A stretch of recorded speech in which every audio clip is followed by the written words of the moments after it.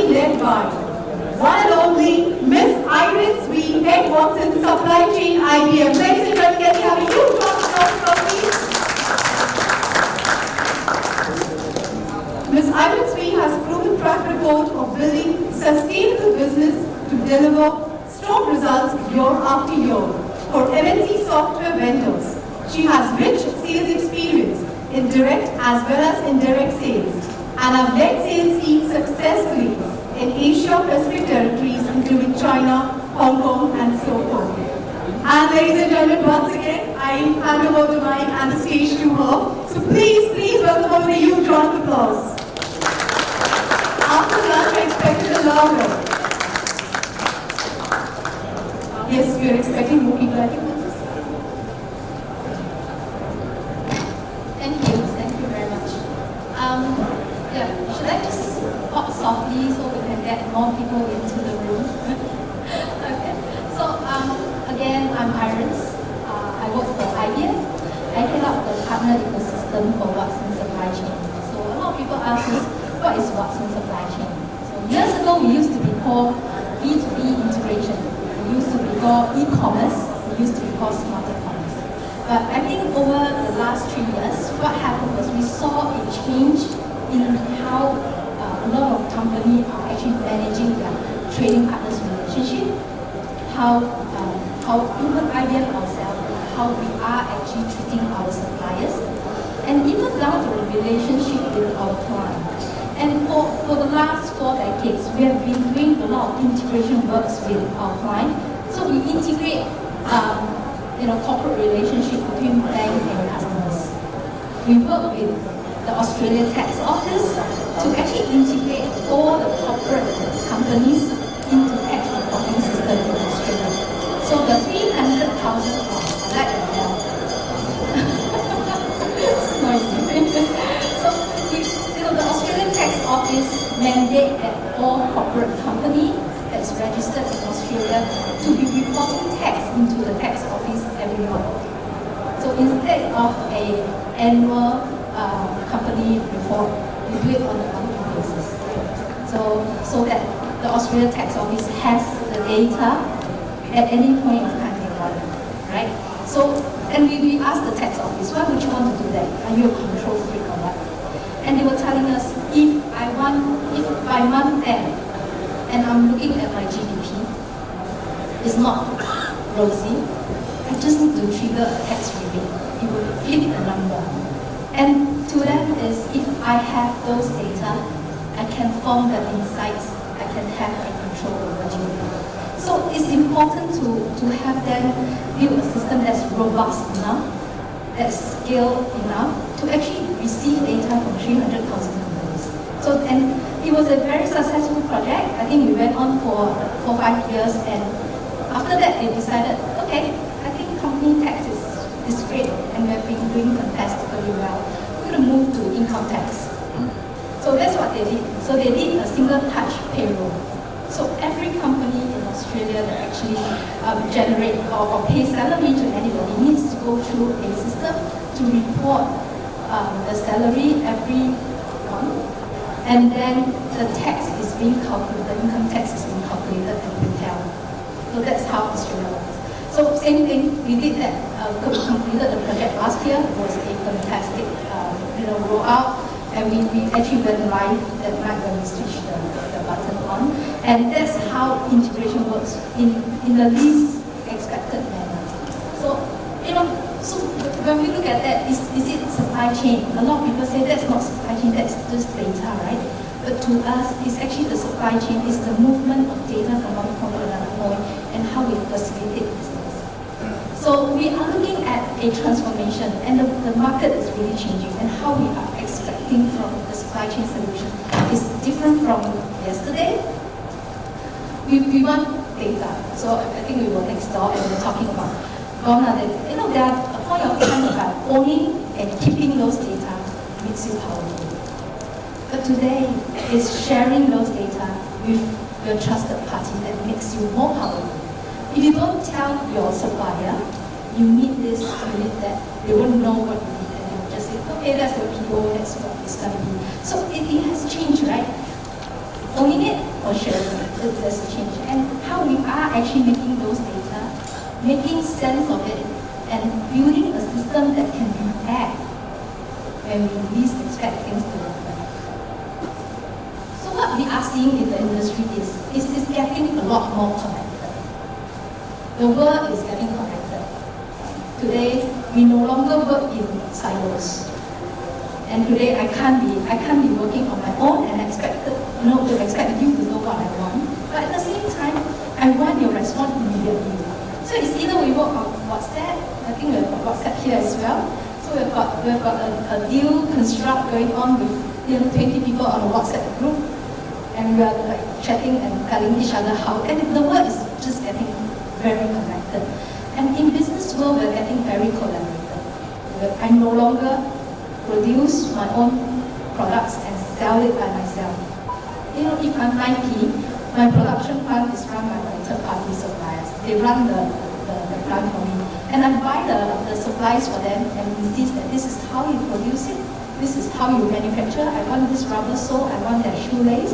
And I don't sell it myself. I put it in the departmental store. It's a consignment concept. And I don't deliver it myself. I have 3PM. So everything is interdependent. Everything is not from our own system. So everything gets collaborated in that manner. And at the same time, we need to communicate. So that's how the world is really moving. We start tracking key trends in the market. I think I'm blocking some wordings. Okay, it's all right. No. I think that's fine. So we're tracking some trend in the market for supply chain, and the 5 key trends. The first one was being connected, being collaborated. The second one is customer centricity. I think that there was a time when the producer is the king. Whatever I produce, you buy. Apple come up with a phone. This is the spec. You like it, you buy it. Not go somewhere else. But today you are able to go in and customize what you want within the phone. How many, what is the memory size, what color you want. It's all because of customer centricity. We are giving the customer a satisfaction that they can decide for themselves what they want, as if everything is personalized for them. So even down to the experience, do they want to buy from the store? Do they want to buy from their phone? Do they want to buy from their computer? Or do they prefer to buy from a shop that they can actually experience it with? And how do they want to actually pay? Is it Alipay? Is it PayPal? Is it Visa? Is it Master? Is it cash on delivery or whatever? And down to the point of how they want it delivered. Do they want to pick up in store after they buy it online? Because they want to touch, they feel, they want to try it. If the size is not right, they want to actually have it changed. Or do they want it to be dropped at the post box? In Singapore, we have the last month delivery, where we create safe box. You could go there, key in the password and grab the parcel. Or do they want to deliver to the doorstep? So down to the point of where I buy, how I pay, how it gets delivered. Everything is decided by the customer. So this is fully customer centricity. We build our business around what the customer wants and how they want it. And at the same time, there's cost pressure. I think the market is getting very competitive. Everybody before, my son, before he buys a earphone, he flipped his phone and check where can he buy at the cheapest price. So tell me, guys, Denki is the best. But I think Harvey Norman has a promotion this Friday. So I think this Friday is the best. So it's very competitive. So whether I'm a producer of Sony earphone, JBL, Jaguar, it's key important that we keep track of what's the competitive landscape. And a single percent of saving on my cost equals to be more competitive in the market or equals to more margin. So that's how things are changing. And with cost pressure, we arrive just in time. Today, the manufacturing process is everything just in time. I build mainframe solution. I build mainframe boxes, right? And we don't have the memory chip coming in 3 weeks before I build the box. It comes in 3 days, just in time. I just want them to come in just enough because I also don't have enough warehouse space to house them. So everything is just nice. The warehouse space, the manufacturing space I have, down to the how many orders I get. This is the 2 weeks that I need to manufacture that produce, this is when I'm going to start my work. So down to, all that cost pressure is causing us to actually react a lot into, do we have the data to manage those information? Sorry. So the interdependency we've spoken about, and disruptive technology we spoke about. When we look at disruptive technology, we're looking at the supply chain being very fluid today. Okay, so a lot of companies come to us and said that, okay, we want to do blockchain. So we were like, okay, what would you like to do about blockchain? They said, we don't know, you tell us. So it's quite interesting. Technology is there to help us solve the problem.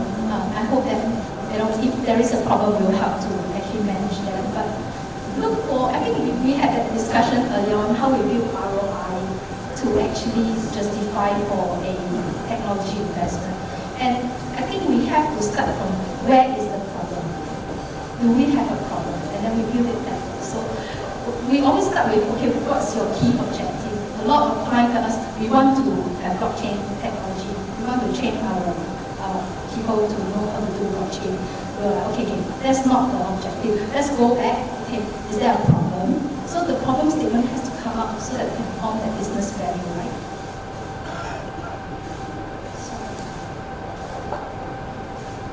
So we come to a point whereby we look at some challenges that we're facing in the industry, and we ask our client where are the problems. And we pull this from data from many workshops that we run with our client, looking at what's the challenge that we have in supply chain. And a lot of time we say that, okay, because we've got silo system, even within our own companies, we've got ERPs, we've got warehouse management solution, we've got transport management solution, and all kinds of different silos, systems sitting in there. And the solution are actually the best of breed. You buy them because it does the best for what they say they are, but you can't integrate them. You can't form a single insights of what's going on. And at the same time, we see data in the open world, in the unstructured manner, and even in dark data. So we see that there's weather forecast. Are you able to pull those information from weather forecast to tell you if the shipment is going to be delayed? Like the red alert. Was that really a red alert today? I think the weather was perfectly fine today, right? So looking at that, and what are the social information we can get from the internet? If you have a supplier who's your strategic supplier, and they are filing for bankruptcy, are you able to get that information fast enough? Because that impact, if they are key suppliers and they can't supply you tomorrow, your Christmas sales is going away, right? And at the same time, what's in the news? Is there a strike? Is there a protest in Hong Kong? It's going to impact your air cargoes coming in. Is there a new regulation that is coming up that is impacting export coming out from Thailand or China? That's going to impact global production. Last but not the least, we see data also residing in partner network. Okay, your trading partners, your freight forwarder, your logistic party, even your customers, they form the third bubbles of data. So these data, if they can share with you, just now we said sharing data becomes better now. If they can share data with you openly and in a trusted manner, then that gives you the ability to say that I'm able to make a decision. So we say all this because we are a technology provider. We are advocates of technology adoption. And in IBM, we are ourselves a consumer of this technology.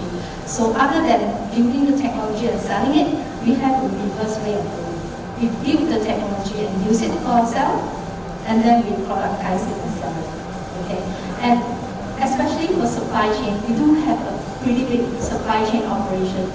IBM manufacture mainframes, power system. We used to have the Nova, we used to have all the smaller systems. And with that, it's a very complex supply chain because where do we manufacture, where do we sell it to, how do we do it? It becomes a very complex process. And who buys our system? We have banks that use our mainframe. If I miss, okay, I miss the delivery time that was committed, there will be an impact of millions of dollars. Because the banks will tell me, Iris, this is my upgrade window. It's 4 hours on the December 10th. Okay, between 10 o'clock, 10 p.m. to 2 a.m. That's the only upgrade windows I have. If I miss that time, it's going to impact a lot of other things. And while they upgrade the system, they upgrade their software, they upgrade lots of things. If I miss that, it's almost $1 million to $1 million, 1.3 million kind of financial penalty to me. So if I have to miss my shipment, I will probably want to predict and design before that happens. Okay, so what we did was we actually put together a solution that could actually infuse what we call blockchain and AI, and infuse those data to help with what we think could actually help with the business to predict and to mitigate supply chain disruption. Okay, we're not about to take off. We can't stop a hurricane, we can't stop a thunderstorm. But what we can do is predict early enough to understand where can we actually mitigate those problems. So, as I was sharing, IBM runs one of the biggest supply chain in the world, and what we did was, we have very complex manufacturing process. We've got complex machine that we're manufacturing. We have about 11,000 suppliers across the globe. And when we were hit with the 2011 tsunami in the Pacific Ocean, a group of people actually sat through the night working on Excel spreadsheet. I think we put together the best Excel expert we have, run pivot table, run all kinds of, to just make sense of who's impacted, what's impacted, how are we impacted, which one do we mitigate first, right? If there is a contract with liquidity damages, that's 2 million. I'll work on that first. If there is one that has no financial impact and the date is still far out, we'll work on that later. But we work on Excel spreadsheet and work with that few nights, we just go crunching. Every day we present at 7 a.m. This is our best guess. And nobody knows what's missing because we don't know what we don't know. And at the same time, we were not aware that even though our tier 1 suppliers was not impacted, the tier 2 supplier were. So we had a big supplier in Mexico that we thought, okay, all things okay, but they buy from Japan as well, and the Japan plant was impacted. So that's how we were impacted as well. So with all this, if we could actually have, then we formed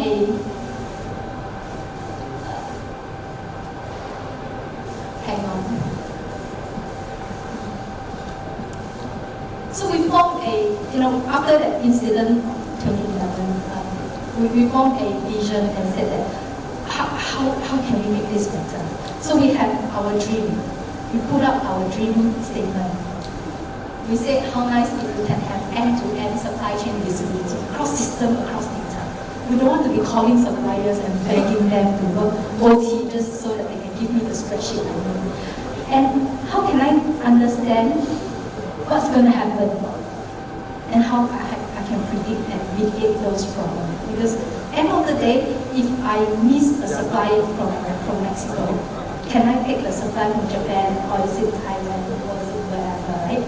And at the same time, are we able to make that decision? Because when we are presented with all the facts and figures on all the spreadsheet, we look at each other and say, who made that decision? So we don't know what is the best. And we run simulation.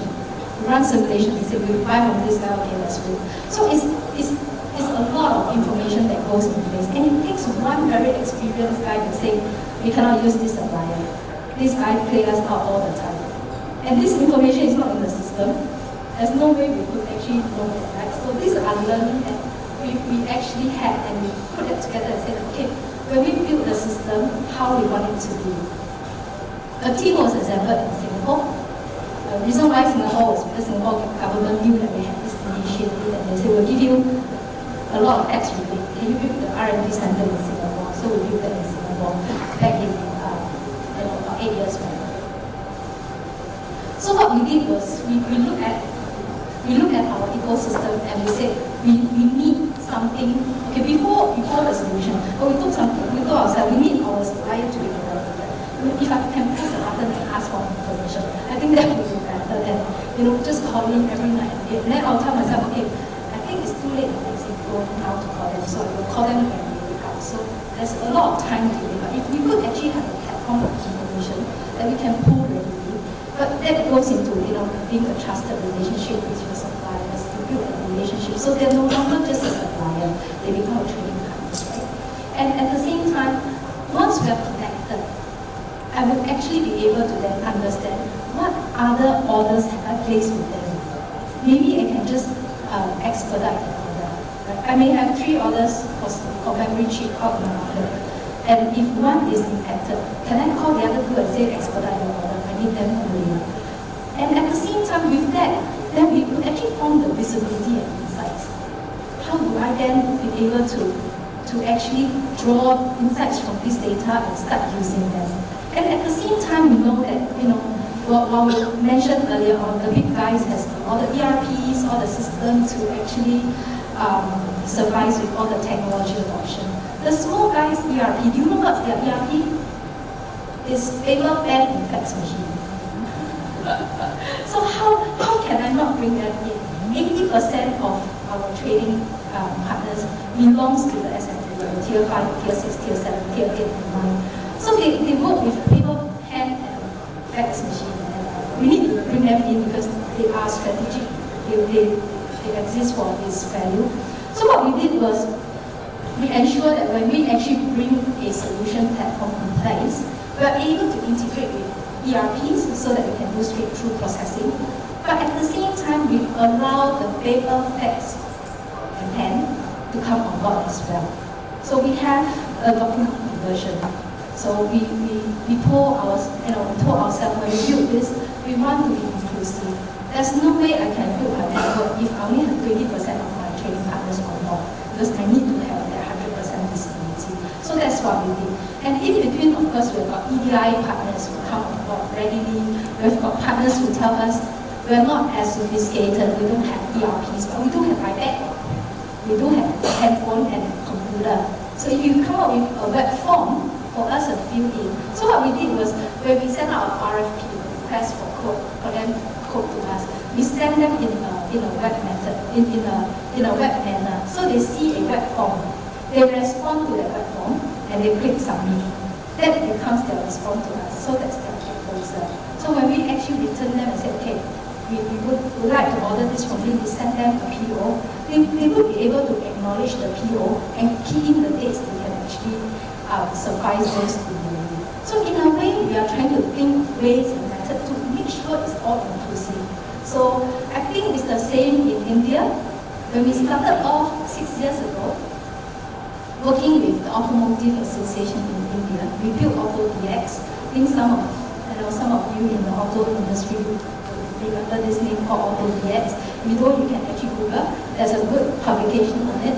AutoDX is in that same context. The big guys, the Tata, the Heroes, the Bajaj, they come in and say that we want to sponsor this because our small suppliers are just, too difficult to integrate.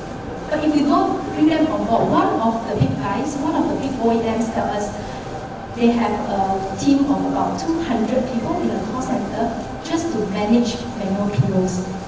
You see, we can never recognize the handwriting. When the fax come through, half the lines are gone, so it's too difficult. So we have to use phone to actually manage, and the lines are bad. So it's a painful process. So if you have got something, you know it. 6 years ago, we started off. Some of them is really paper, pen, and fax machine. Midway through, when we did our 3 years renewal, they tell us we've got iPad now. Give us a web screen we can build in. So that's where we transformed. From the paper, fax, and pen, we went on to the web form.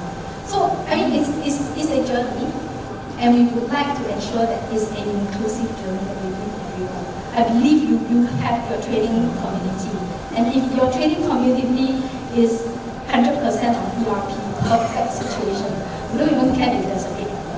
Everything will just go on as it is, but reality is not like that. Okay, so um, we have actually some stories to tell, but I just like to walk through how we are taking AI. To IBM, AI is not artificial intelligence, it's augmented intelligence. It learns, Watson learns your supply chain. Watson learns your decision-making process. Watson will learn what you say in the whole platform. And that's how we made it. We built it into your everyday process such that AI happens in the back end without you needing to know how to use AI. Okay, and I'm just step through giving you a snapshot of what we did with our own supply chain and what was the ROI. So like I said, we started off using the platform, and the first iteration, that means the first time we had a 6 months after we implemented the solution, the first time we had a disruption, it took us 175 exchanges, that is emails, phone calls, meetings, and text messages, and 3 days to solve one mitigation. I have a problem, it took me 3 days to solve it. Not too bad, we were actually pretty happy with it. Another 6 months later, which is 12 months post-implementation, it took 12 exchanges and 2 hours. So the resolution time went from many days to go there to make a decision to 3 days to 2 hours, and 18 months later, it was just 5 minutes. And the beautiful thing is today, we are actually able to say that, in most of the mitigation, we are able to catch them before it happens. Okay, we have, the first module is Operation Center. So everybody comes to the office, first thing you do is you check the dashboard. The red, green, amber. Okay, we have this on mobile phone as well. So our supply chain professionals are able to actually take a look and understand where are the problems. And we correlate that. The beautiful thing is we correlate that to the financial impact. If there is a disruption, no financial impact, no one's keen anymore, so we move on. And if there's a problem, I'm able to actually open up what I call a resolution room. So basically it's a chat room that I pull together all the people that I think can help me solve this problem. Okay, so maybe there's a shipment delay from San Francisco, and I need, my US counterpart to come in. I invite them into the room. I need, my financial controller in because I may need to activate air delivery. And at the same time, I need my warehouse guy to come in and tell me how soon do I need it, how many days of stock do I have. So you can see it's able to pull out. And there's one members that will automatically join the chat room. That person is called Watson. So we use Watson to be the data collector. So I can use natural language to actually ask Watson, what is my stock level for 5XY348? Watson will pull out and tell me, there you are. You've got, that's the different stock levels. You've got 12.55 days of supply. So then I know my air shipment needs to reach me by about 12, 11 days. That's how it works. And before this, it's been recorded, right? And I could actually then say this. Once I've decided what is the course of action, you can look at the end. It says new case, assembler team. It's all guided. Good thing about intuitive solution is you don't need to learn, you don't need to remember. And if you have a new person joining, it guides the new person through the whole process. So once you have actually decided on how you want to resolve it, you close the case and you save it. Once you save it, it goes into a digital playbook. It becomes a knowledge base. So that later on, so how did we move from 3 days to 2 hours to 5 minutes? This is where it helps. Every time I have a disruption, Watson would be able to tell me, we've got a disruption. And it will publish. There is 2 use cases before that you have actually have the same problem. And do you want to look at how you solve it? I could open up and say, this is similar, 100% to the right. Let's apply this. And it will tell you, this is how you solve. They play back to you what happened in the past. And then you will say, okay, I would like to use the same method and I want to activate. You will ask him, would you like me to place the order? So you could activate. So Watson helps. It brings you all the data points to support you to make a decision. It doesn't make a decision for you, but it actually supports you in making those decisions. So last but not least, we we have a answer to blockchain. So IBM has got 3 flavors of blockchain. You could download the code.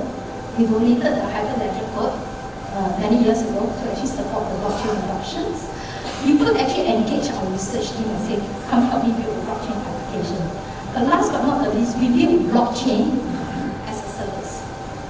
So if you do have challenges with shipment visibility, if you do have challenges with order to cash management or unsellable goods management, you could call IBM and say, hey, I would like to look at this. So we build it out as an application so that you know where is your problem, how you want to solve it. So I think they're chasing me out. So so we have 3 offerings. What we are just talking on is really the AI in supply chain management. We have the order management as well. We also have what we call the connect and collaborate. So if you do need to bring on board a trading partner community, we do have that platform to actually help you quickly and easily onboard partners of different nature, different levels of IT adoption. So with that, I think thank you very much. And is there any question we could take?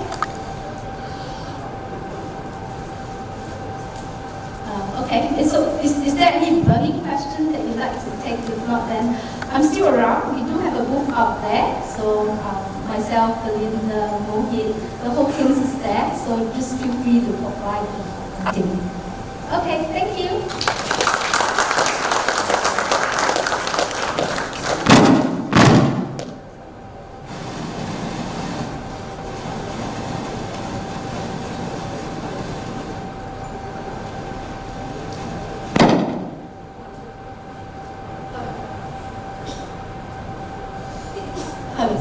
All right, ladies and gentlemen, yeah, I think they wanted, I think the microphone wanted Irene to continue. Ladies and gentlemen, can we have a huge round of applause for Rosie? Thank you so much for this very informative session, and I think that was actually required post-lunch session. So come on, once again, we are request Mr. Sandeep Danekar to please come on stage to present a small token of appreciation to Irons. Once again, Irons, thank you so much for being here with us. Indeed, a pleasure to have you here. Come on, ladies and gentlemen.